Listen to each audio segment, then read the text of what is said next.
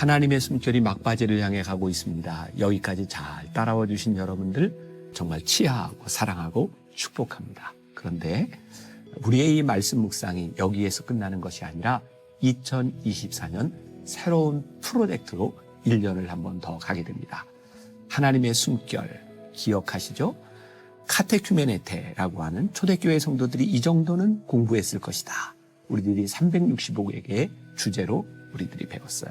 또 조금 더 유식한 말을 하나 쓰자면 렉시오 디비나 콘티누아, 렉시오 디비나 성경을 읽는데 콘티누아 연속적인 방법으로 우리들이 통독하며 2024년을 한 번 더 가보려고 합니다. 무엇보다 2023년 우리 신혜라 집사님이 함께 이 책을 읽어주셨고 제가 해설하는 방식이었죠. 2024년에는 미날이라고 하는 유명한 CF 성우가 또 위클리 묵상을 읽어드리고 제가 또 해설하고 여러분들은 또 함께 성경 통독을 하게 됩니다. 중요한 참여 방식을 여러분들에게 알려드리죠. 이 하나님의 음성, 하나님의 숨결을 넘어 하나님의 음성이라고 하는 이 묵상집이 가지는 특징이 있습니다. 자, 우리 묵상은 일주일에 한 번 위클리 묵상으로 하자. 일주일을 살아갈 중요한 말씀을 우리들이 함께 묵상하고 제가 해설하고 그것을 듣고 여러분들이 소그룹에서도 활용할 수 있도록 그렇게 책을 편집했고요. 그리고 화요일부터 주일까지 매일 여러분들이 말씀 묵상을 하면 성경을 1년 동안 한번 통독하게 되어 있어요. 중요한 것은 이 말씀 통독으로만 끝나는 것이 아니라 매일매일 통독한 그 말씀의 근거에서 묵상할 수 있는 묵상 포인트가 준비되어 있다는 것이죠. 지금처럼 유튜브 채널을 통해서 제가 매일 아침 여러분들과 만나고 제가 성경을 읽어드리겠지만 이 안에 묵상집을 여러분들이 잘 활용하셔야 될 것 같아요. 미리 여러분들에게 광고를 드리는 이유는 2024년 1월이 시작되기 전에 여러분들이 이 책을 구입하셔서 처음부터 함께 가자고 하는 의도가 있습니다. 자, 하나님의 숨결을 넘어 하나님의 음성으로 2024년을 승리할 수 있도록 매일 묵상에 함께 참여하고 성경을 한번 다 같이 읽고 듣고 쓰면서 렉시오 디비나 콘티누아 창세기부터 요한계시록까지 우리들이 한번 배울 수 있는 그런 좋은 시간이 되었으면 좋겠습니다. 도전! 하나님의 음성 기대합니다.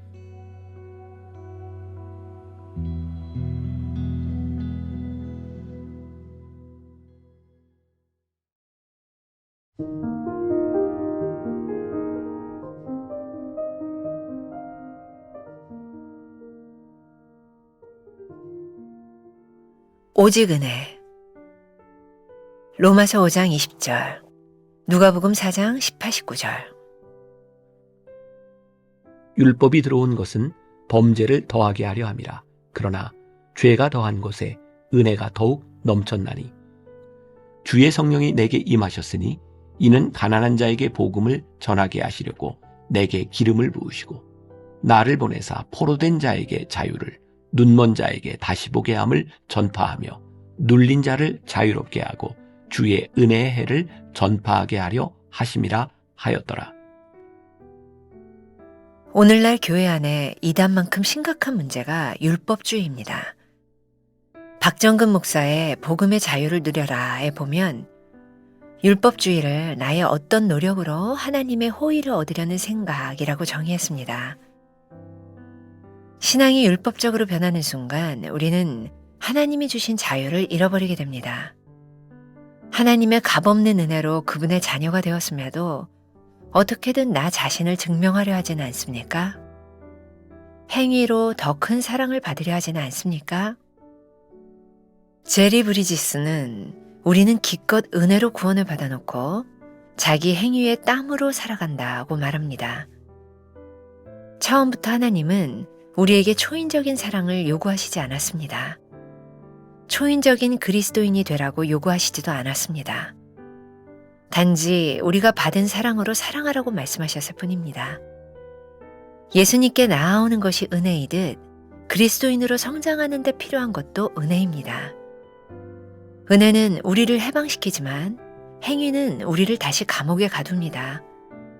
중요한 것은 내가 아니라 하나님입니다. 나와 남에 대한 기대치는 낮추고 하나님과 은혜에 대한 기대치를 높이십시오. 우리는 죄도 미워하고 죄인도 미워합니다. 죄를 피해 달아나면서 하나님을 피해 달아나기도 합니다. 이유와 목적을 알지 못한 채 율법과 행위에만 열심을 내면 어느새 본질에서 벗어난 자신을 발견하게 될 것입니다. 성령의 인도하심에 따라 예수님의 말씀을 읽고 하나님의 뜻대로 살아가십시오. 하나님의 사랑이 예수 그리스도의 은혜를 통해 성령으로 우리를 이끄실 것입니다. 이것이 하나님이신 예수님이 이 땅에 오신 이유입니다. 포로된 자에게 자유를, 눈먼 자에게 다시 보게 함을 전파하며 눌린 자를 자유롭게 하고 주의 은혜의 해를 전파하게 하려 하심이라 하였더라.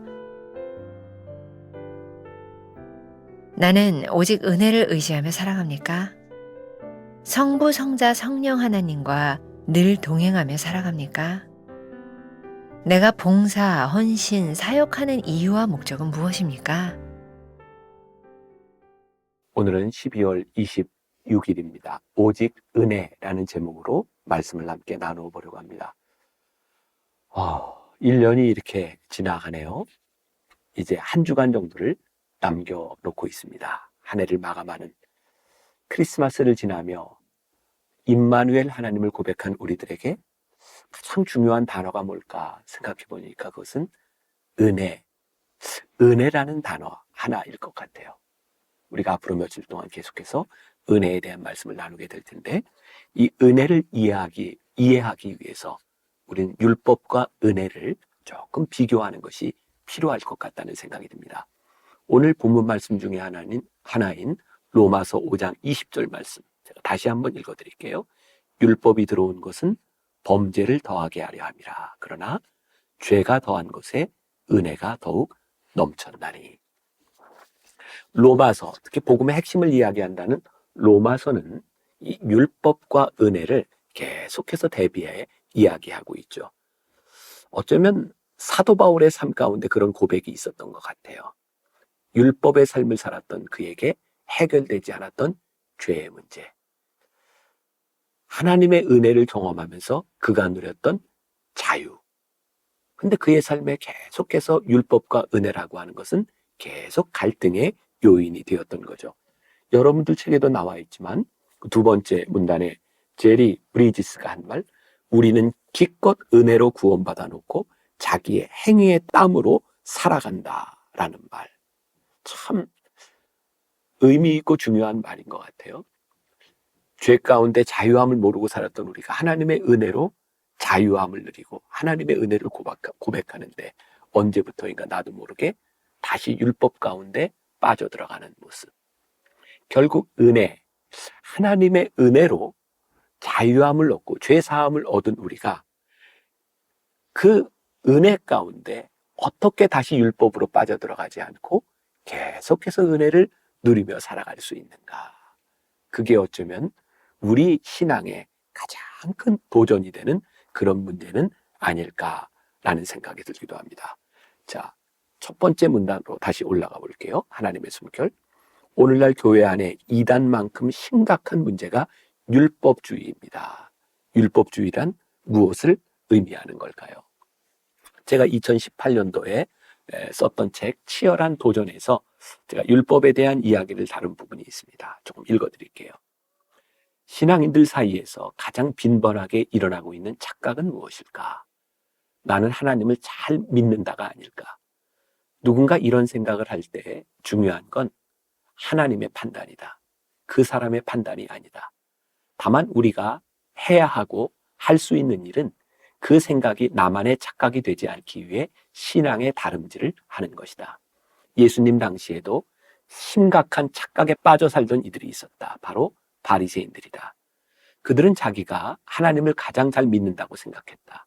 그들이 그런 착각에 빠질 만한 이유가 있었는데 수백 항목이나 되는 율법을 철저하게 지키며 살았기 때문이다.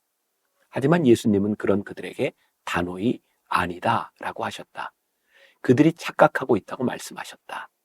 오늘 우리의 관점에서 보면 그들은 율법을 지킨 것이 아니라 율법주의에 빠져 있었다. 율법주의는 그 율법을 만드신 하나님의 의도에 관심을 기울이지 않고 맹목적으로 율법을 지키는 태도를 말한다.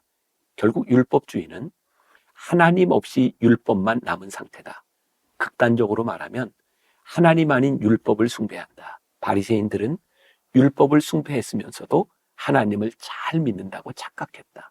그런데 이러한 착각이 오늘날 우리와 교회에 존재하지 않는다고 말할 수 있을까? 제가 이 교회에 대한 치열한 도전이라고 하는 책을 썼을 때 제 속에서 있었던 치열한 도전이었어요. 왜 교회가 그렇게 열심히 신앙생활하는 사람들이 모여든 이 교회 안에 하나님의 은혜가 보이지 않는가? 그 어느 때보다도 열심히 신앙생활하고 열심히 봉사하고 열심히 예배하는 사람들 가운데 왜 은혜가 보이지 않을까 생각해 보니까 은혜로 우리를 부르신 하나님 앞에 언제부터인가 우리들이 율법에 찌든 사람이 되어버렸던 것 같아요. 율법에 찌든다.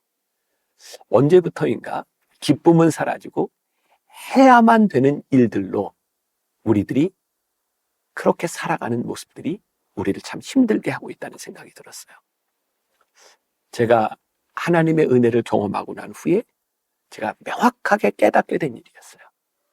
하나님의 은혜를 경험하기 전에 하나님이 나를 사랑하신다고 하는 것을 고백하기 전에 저는 늘 신앙생활하는 것이 해야만 되는 일로 그렇게 나를 짓누르고 있었던 것 같아요. 그런데 하나님의 은혜를 경험하고 난 후에 내 삶에 일어난 가장 큰 변화는 너무나 하고 싶은 일들이 많아졌던 거예요. 하나님의 은혜가 우리들에게 들어오는 가장 큰 증거는 해야만 되는 일들로 우리를 짓누르는 것이 아니라 하고 싶은 일들로 가슴이 뛰는 것. 저는 그게 은혜 가운데 사는 모습이라고 생각해요. 그래서 오늘 여러분들에게 도전을 드리고 싶어요. 오늘 여러분들의 신앙 한가운데서 우리는 해야만 되는 일들로 찌들어 있는가? 아니면 하고 싶은 일들로 우리의 가슴이 뛰고 있는가?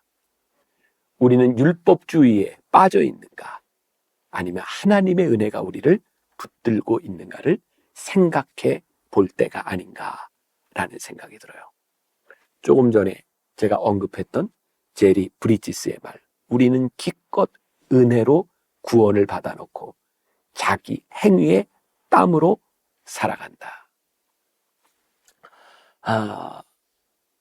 2014년이죠. 제가 이런 하나님의 은혜에 대한 설교를 계속 할 때였어요.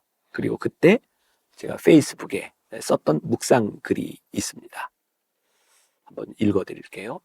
아무것도 생각나지 않을 때. 목회자의 가장 큰 부담은 설교 준비가 안 될 때도 설교해야 한다는 것입니다. 설교 준비가 되지 않는다는 것은 때로 머리와 가슴에 채워진 것이 더 이상 남아있지 않다는 것을 의미하기도 합니다. 물이 고이기도 전에 바가지로 물을 퍼올리면 바닥난 가슴에 바가지가 자꾸 바닥에 닿아 아프기 시작합니다. 언젠가 정신과 의사와 상담을 할 때입니다. 기업의 CEO와 목사님들이 거의 공통된 정신적 문제들을 가지고 있다고 합니다. 아무리 바쁘고 힘들어도 결정해야 하는 순간도 누구도 책임을 대신해 줄 수 없기에 점점 더해가는 부담감이 공포로 다가온다고 말이죠. 아무것도 생각나지 않을 때는 생각이 날 때까지 기다려야 하는데 너무 몸이 힘들 때는 충전이 될 때까지 쉬어야 하는데 인내가 바닥이 났을 때는 내 속에서 믿음이 작동해야 하는데 우리의 문제는 위기를 대처하는 방법을 잘 배우지 못했다는 생각이 듭니다. 며칠 전 꽤 연세가 든 목사님이 저에게 이렇게 말을 하더군요. 김 목사님, 내가 미국에서 목회할 때는 교인들을 참 사랑하고 재미있게 목회를 했는데 그 사랑이 다 어디 갔는지 교인들이 사랑스럽지 않아 참 힘드네요. 이 목사님의 고민이 우리의 고민은 아닐까요? 우리는 그동안 사랑하세요 라는 말을 참 많이 들었지만 사랑받으세요 라는 말은 그렇게 많이 듣지 못한 것 같습니다. 사랑하기가 힘들어졌다면 고민할 때가 아니라 하나님의 사랑을 많이 받을 때가 된 것 같습니다. 사랑받지 못한 사람들이 자꾸 사랑하려고 하니 가슴이 아파오는 것이 아닐까요? 아침에 글을 쓰면서 시원하게 처방을 내렸으면 좋겠는데 그런 처방은 없네요. 하지만 분명한 것은 내 속에 채워지지 않으면 내 속에서 나올 수 있는 게 없다는 것입니다.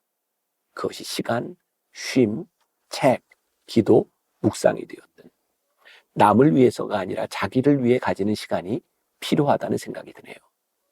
저도 그랬던 것처럼 신앙인들이 빠지는 오류가 있는 듯합니다. 은혜를 받으면 모든 것이 해결된다는 것, 마치 은혜를 받으면 전능한 슈퍼맨이 되는 것처럼 말입니다. 종종 듣는 이야기, 은혜를 받았더니 아무리 열심히 해도 지치지 않네요.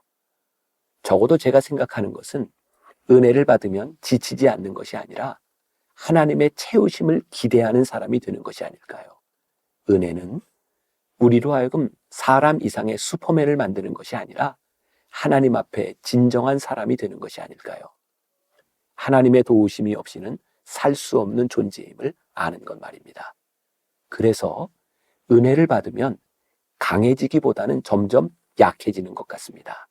사도 바울이 약함을 자랑하게 된 것은 자신에게 이미 하나님의 은혜가 족하다는 것을 깨닫게 된 다음이죠. 그가 꿈꿨던 것은 작은 가시조차도 없어져 슈퍼맨처럼 일하는 것이었는데 하나님은 그렇게 사도 바울을 만드시지 않았습니다. 그리고 이렇게 깨닫더군요. 하나님께서 자신에게 가시를 주신 이유는 교만하지 않도록 하나님을 끝까지 의지하도록 주셨다는 말이죠. 그때부터 사도 바울의 가슴이 공허해질 때면, 자신의 의지가 약해질 때면 채워주시는 하나님의 은혜를 체험하며 살았다는 것은 아닐까요? 아무것도 생각나지 않고 아무것도 하기 싫고 더 이상 가슴에 뜨거움이 남아있지 않을 때는 당신이 힘을 낼 때가 아니라 하나님의 은혜를 구하며 채워져야 할 때입니다. 오늘 말하는 그 당신은 누군가가 아니라 바로 저인 것 같습니다. 기껏 은혜로 구원을 받아놓고 자기의 행위에 땀으로 살아가려고 하는 것. 은혜를 받은 것은 참 귀한 일인데 그 은혜로 족하다고 끝나버리면 우리는 그 다음부터 우리의 땀으로 은혜를 대신하려고 하고 그 땀은 어느 순간 율법으로 변해가는 것 같아요. 오늘 말씀의 제목이 오직 은혜예요. 내가 오늘도 하나님의 은혜가 필요하구나. 그 은혜가 우리들 가운데 다시 고백되고 그 은혜가 필요함을 우리들이 다시 고백할 수 있을 때 우리는 은혜 가운데 살아갈 수 있지 않을까요? 은혜가 떨어지면 율법적으로 살면 자꾸 다른 사람들의 죄가 눈에 들어오고 다른 사람들의 문제가 눈에 들어오고 그러면 우리들의 삶이 곤고해지기 시작해요. 하나님의 은혜가 우리들 가운데 있을 때 우리는 누군가를 바라볼 때도 은혜의 눈으로 바라보게 되고 은혜가 우리들의 삶을 다스리기 시작할 때 이게 은혜 가운데 사는구나 라는 것을 깨닫게 되죠. 오늘 말씀의 도전, 여러분들의 마음이 강팍해지고 내가 힘들어지고 내 마음에 평안함이 사라지고 우리들의 마음에 자유함을 잃어버렸다면 다시 하나님의 은혜가 필요한 순간을 맞이하고 있는 거예요. 더 이상 은혜가 솟아나지 않을 때 말라버린 우리들의 가슴에 계속해서 물을 퍼내면 가슴에 상처가 날 수밖에 없어요. 오늘 여러분들의 삶에 이 은혜의 물을 채우는 하루가 되었으면 좋겠고 하나님 앞에 제가 하나님의 은혜가 필요한 사람입니다. 은혜를 구할 수 있는 하루가 되었으면 좋겠습니다. 기도하겠습니다. 은혜로 시작했던 우리의 신앙이 언제부터인가 다시 율법으로 변질된 것은 아닌지, 우리의 가슴에 상처가 나고 피가 나고 아파하는 우리의 삶으로 변해버린 것은 아닌지, 그래서 오늘 하나님 앞에 은혜를 구합니다. 하나님 다시 한번 우리를 은혜로 채워 주옵소서. 다시 한번 하나님의 은혜를 경험하는 하루가 되게 하여 주옵소서. 예수님의 이름으로 기도했습니다. 아멘.